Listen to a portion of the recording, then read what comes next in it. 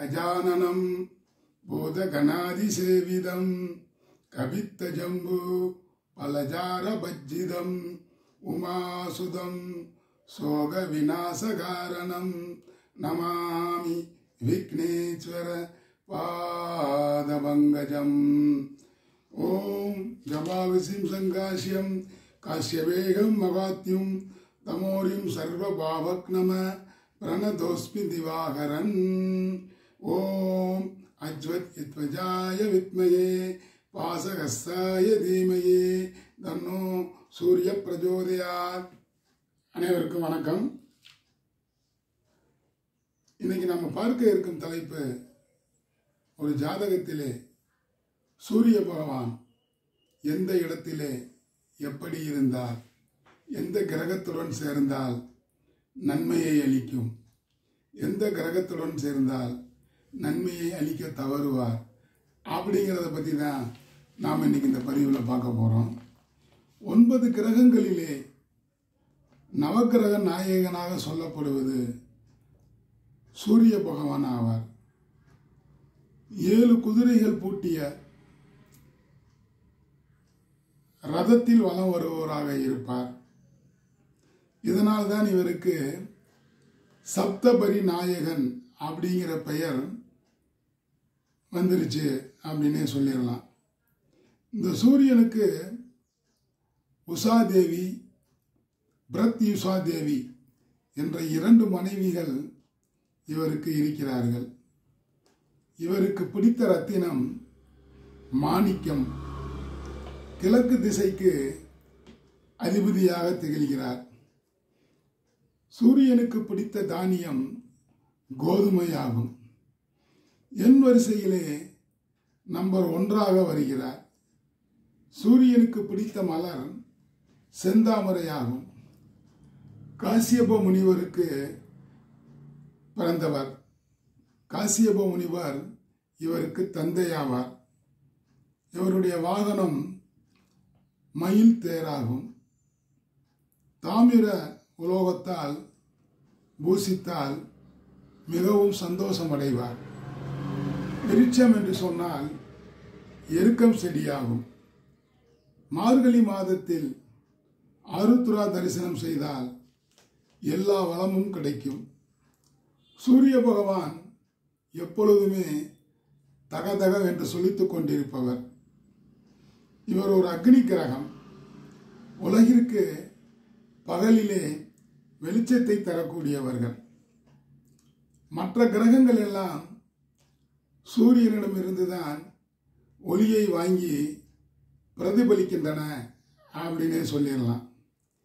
இப்படிப்பட்ட சூரியன் மேச ராசியிலே உச்சமாகவும், சிம்ம ராசியிலே ஆட்சி பெற்றும், துலாத்திலே நீச்சமாகவும் இருப்பார். இப்ப இந்த சூரியன் உங்களுக்கு எந்த மாதிரியான பலனை கொடுக்க போறார் அப்படின்னு பார்க்கலாமா? வாங்க வீடியோக்குள்ள போலாம். நவக்கிரக நாயகனான இவர் மேஷம், சிம்மம், தனுசு லக்னதாரர்களுக்கு சுபத்தன்மையுடன் வலுப்பெற்ற நிலையில் இருந்தால் எல்லா யோகத்தையும் கொடுத்து விடுவார். தகப்பனாரின் சொத்துக்கள், தகப்பனாரின் ஆஸ்தி பாஸ்திகளை முழுவதுமாக அனுபவிக்க பிறந்தவர் என்றே சொல்லிவிடலாம். குரு பார்த்தாலோ, குரு சூரியனுடன் சேர்ந்தாலோ சிவராஜ யோகத்தை கொடுத்து விடுவார். ஒரு உன்னதமான இடத்தில் உயர்ந்த பதவியில் இவர்கள் எல்லாம் இருப்பார்கள். ஒரு ஜாதகத்தில் சூரியன் நல்லதாக சுபத்தன்மை பெற்று இருந்தால் அந்த ஜாதகர் வளமான வாழ்க்கையை பெறுவார். வாழ்க்கையில் எல்லா சுகபோகங்களையும் அனுபவிக்க பிறந்தவர் அப்படின்னே சொல்லிடலாம். அடுத்து பார்த்தீங்கன்னா, அதாவது கடக லக்கணமாகி தனஸ்தானாதிபதியாகிய சூரியன் 10ஆம் வீடான மேசத்தில் உச்சம் பெற்ற நிலையில் இருந்தால் அரசாங்க வேலை நிச்சயமாக உண்டு. அரசாங்கத்தால் கௌரவிக்கப்படுவார். நல்ல வருமானம் பெறக்கூடியவராக இருப்பார். அப்படின்னே சொல்லிடலாம். ஒரு ஜாதகத்தில் சூரியனும் செவ்வாயும் சேர்க்கை பெற்று சுப கிரகங்கள் பார்வை பெற்றால் மணல், கிரானைட் இதெல்லாம் கான்ட்ராக்ட் எடுத்து தொழில் செய்பவராக இருப்பார். வீடு கட்டுதல், பாலம் கட்டுதல் ஆகிய தொழில்களை செய்து நல்ல லாபத்தை ஈட்டுவார். சூரியனும் சுக்கிரனும் சேர்ந்தால் உணவகங்கள் நடத்தி வருவார். ஒரு ஹோட்டல் நடத்தி நல்ல லாபம் பார்ப்பார் அப்படின்னு சொல்லிடலாம். சரிங்க, இந்த சூரியனும் புதனும் சேர்ந்தால் கணக்குத்துறையிலே ஜொலிப்பார். ஒரு பல நிறுவனங்களுக்கு ஆடிட்டராக இருந்து பல பேர்களை வேலைக்கு வைத்து அமர்த்தி ஆடிட்டிங் செய்து நல்ல வருமானம் அடையக்கூடியவராக இருப்பார். சூரியனும் குருவும் சேர்ந்தால் சிவராஜ யோகம் என்று சொன்னேன். இவர்கள் ஒரு நீதிபதியாக இருப்பார்கள். லாயர், வழக்கு வாதாடுபவர்களாக இருப்பார்கள். கட்ட பஞ்சாயத்து பண்ணுபவர்களாக இருப்பார்கள்.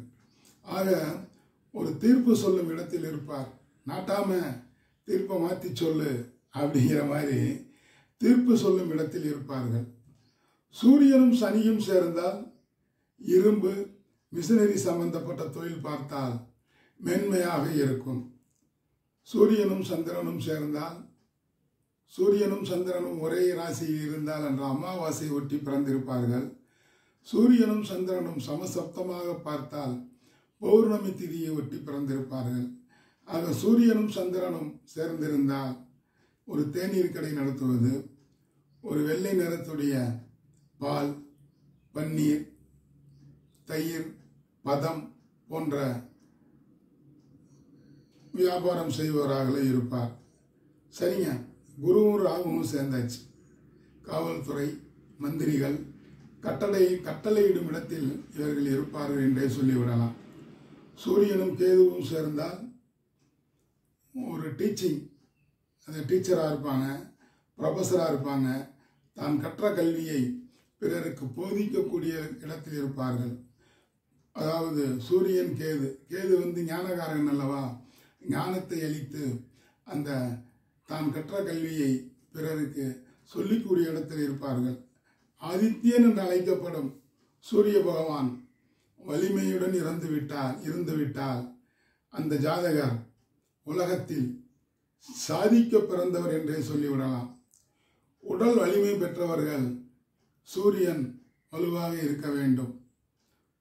உடல்ல நல்ல வலிமை இருந்தால்தான் விளையாட்டுத் துறையில் சாதிக்க முடியும்.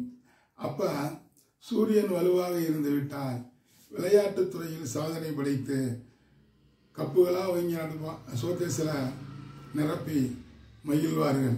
அவங்க வீட்டில் ஷோகேஸில் பூரா கப்பாக தான் இருக்கும். வெற்றி கோப்பைகளை ஷோகேஸில் நிரப்பி பார்ப்பாங்க. அப்போ இந்த சூரியன் என்பவர் ஒரு ஜாதகத்திலே வலுவான நிலையில் சுபத்தன்மை பெற்று இருந்துவிட்டால் அவர்களுடைய வாழ்க்கை பிரகாசமாக இருக்கும். சூரியன் ஒளி மிகுந்த கிரகம் அல்லவா, ஆகையால் ஒளியை பெற்று நல்ல வாழ்க்கை அடைவார்கள் அப்படின்னு சொல்லிக்கிட்டு இந்த பதிவு உங்களுக்கு பிடிச்சிருந்தா சப்ஸ்கிரைப் பண்ணுங்க, லைக் பண்ணுங்க, ஷேர் பண்ணுங்க. மறந்துடாம பெல் ஐக்கானை கிளிக் பண்ணுங்க. அப்படி பெல் ஐக்கானை கிளிக் பண்ணும் பொழுது நான் பதிவிடும் அடுத்தடுத்த வீடியோக்கள் உங்களை தானாக வந்தடையும் என கூறிக்கொண்டு இந்த நாள் இனிய நாளாக இருந்ததற்கு இறைவனுக்கு நன்றி கூறி நாளைய பொழுது நல்லதாக விடியட்டும் என கூறிக்கொண்டு உங்களிடமிருந்து விடைபெறுபவர் உங்கள் அஸ்ட்ரோரும். நன்றி, வணக்கம். வாலிய வளமுடன்.